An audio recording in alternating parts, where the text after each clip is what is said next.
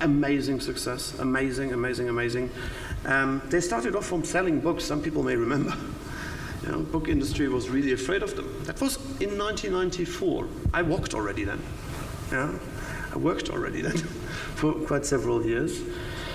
They started from books, and they developed their mass merchandise appeal. So that's when you go essentially from the left to the right. You know, they're going sort of mass merchandising, clothing retail, video downloads, digital music, e-readers, and so on. So they started from a core as a direct seller of books into new categories. Some of you are doing that already. They're starting from cosmetics, going into nutrition, going into other fields. What's the next ones? And let me turn the question around. What if Amazon enters cosmetics tomorrow? In every category they entered, they became market leader in their countries. It's very simple. Cosmetics is more tricky, etc., right? Talking cosmetics. But what if they're doing nutrition, health supplies, etc.? What if they're doing that tomorrow? And they're maybe wanting to start that at some point. They're pretty smart on how they do things. They know how loyalty works. You know, they have a lot of corporations here with many manufacturers. So that's the one aspect. That's the addition of categories, which I think is challenging for you as a thought. The other direction may be even more interesting, because first of all, they started with their own stuff. Then they offered in 1999 third-party storefronts. So they offered other people to get into their online presence. Then they started to resell the IT and cloud computing. You know, the whole sort of IT, their server farms, etc., etc. Well, and today, they're selling logistics services. So from that hardware side as well, you know, whom are you sharing your logistics centers with? Did you think about, like them, hiring the 7 top guys from Walmart distribution? That's what they did. They hired those guys in, and they're expanding distribution as a business. Who of many of you is in a better position in Brazil, in Russia, in Thailand, in terms of logistics than the companies here in this room? You are ahead in sort of granular and micro distribution. What's your next step? So, try to surprise, crowdsource and innovate, build hub and spoke, make sure you get from pull to real push to help your sales agents. Use social to amplify what you're doing anyway. Be active, mitigate risks, don't leave it to the intern, manage it professionally, and profit from the logistical advantages you have. I think you should move fast. Thank you very much.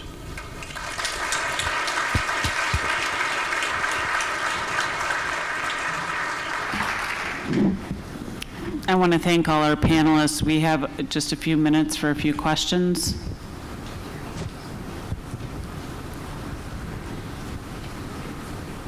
Any questions?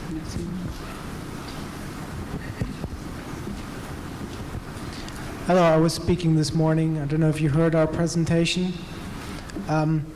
Just a comment, not a question, a comment to your slide about the Mini side, the IP sniffing, which is what Mini is basically doing, might be useful, but also might backfire, because if I, for example, am a distributor and I have business in several countries, and I just enter a .com page, and it directs me directly to the IP where I'm coming from, that might annoy me at some point, because I won't be able to really reach the page I want to go to. So you have to add another click then, so that I can go to the designated page that actually I want to go to. That's correct.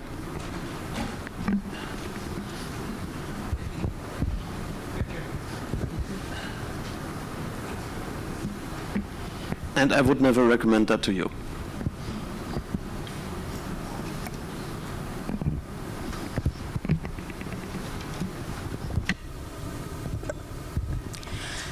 My question is to Mrs. Lagroix. Okay. You gave us some of statistical numbers. And one of them was that 4.5% of women employment in Europe is provided by direct selling. And according to the forms, I am also a direct seller. But actually, I'm not a direct seller. I'm just a consumer who buys products approximately 30% cheaper. My sister made me a direct seller, and she is also a consumer who buys products cheaper. Her sponsor pushed her to bring some new members to the firm, and she is not a direct seller, a consumer, and she made me a direct seller according to the forms. I'm talking about according to the forms. I am not a direct seller, I'm a consumer. My sister also a consumer, not direct seller. But if you determine the number of direct sellers just according to the forms, the number is wrong, I think. But if you do questionnaires among the direct sellers, for example, if they are making sales or not, just an example, then it could be a real number. But if you just look how many direct sellers in the market, I think the number does not reflect the truth. Thank you for this question, which is indeed quite interesting. It is correct that many direct sellers buy first for their own consumption, and this is a figure that we are not hiding. However, one must remember that people who buy for their own consumption do enter into an activity that, as a second step, they sell also. So we should clearly be aware of this figure of so-called direct sellers buy for their own consumption, but it does not constitute the main portion of the sales force. But it is indeed a part of the number of direct sellers that we reported on. But nevertheless, even if they don't sell back, they bought direct. So it's a question that is not easy to answer, but it is, however, a factor that we are aware of when we make figures. But it's not always easy to find the border between the frontier between those who buy for their own consumption and those who buy to resell, because often they don't say so. I hope this answer satisfies your question. Maybe Judy maybe wants to add something. Marie, maybe I could just add something to that. When we do our annual survey of in all the countries where direct selling operates, and for all the companies, the question that's asked is how many active direct sellers are there in your market? And active really means, each company defines it a bit differently, but essentially it means that those people are both selling, retailing product, and that they are also inviting new people to join their business.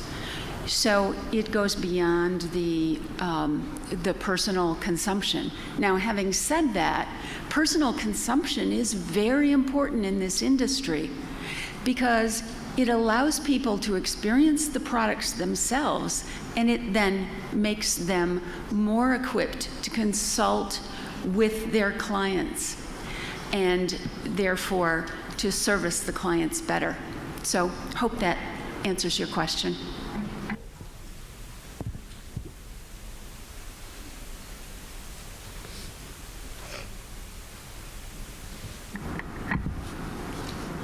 With that, I'd like to thank you.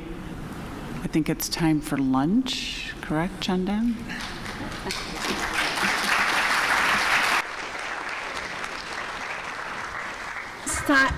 It is time for lunch, but I'm going to ask that we are all back here at 2:15. I think our initial program says 2 o'clock, but I think we are moving 15 minutes late. So 2:15 sharp, we start our afternoon session. And thank you, esteemed panelists.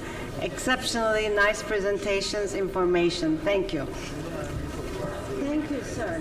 I have something for you. Very nice. Thank you, Morty, because I got it printed. Really? Ah, she's sweet.